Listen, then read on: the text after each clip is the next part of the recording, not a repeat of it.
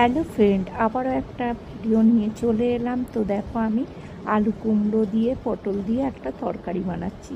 তো কড়াতে সর্ষের তেল দিয়ে দিয়েছি গরম করতে, আর জিরে ফোড়ন দিয়ে দিলাম। আর এদিকে আমি পটলগুলোকে ধুয়ে কেটে রেখে দিয়েছি, পটলগুলোকে ভাজতে দিয়ে দেবো। তো দেখো, এই যে লাল লাল করে পটলটাকে আমি ভাজতে দেবো। এটা ভাজতে দিয়ে আমি একটা মশলা বানিয়ে নিচ্ছি, একটু আদা বাটা বেটে নিচ্ছি। তো দেখো, আদাটা বাটা হচ্ছে, আর এদিকে আমার পটলটাও ভাজা ভাজা হচ্ছে।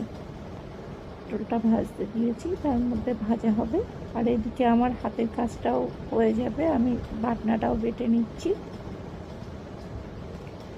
একটুখানি আদার জন্য আমি মিক্সিতে দিইনি, আমি শিলেই একটু বেটে নিচ্ছি আদাটা।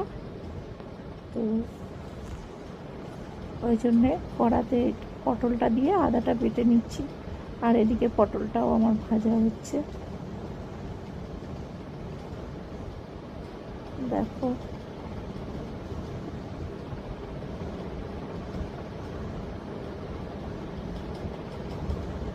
আর একটুখানির জন্য কি বলতো, মিক্সি ব্যবহার করি না, অল্প একটু সামান্য একটু জিনিসের জন্য শিলেই ব্যবহার করি। তো শিলেই বেটে নিয়েছি। তো এইদিকে দেখো, আমার একটা পিঠ হয়ে গেল পটল ভাজা।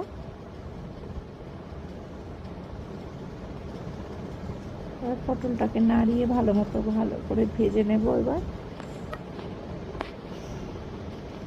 আর ওদিকে আমার আদা বাটাটাও হয়ে গেছে।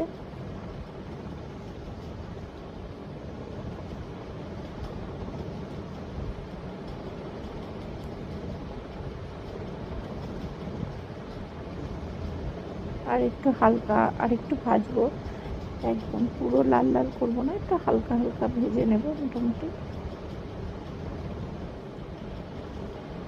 ভেজে নিয়ে তারপরে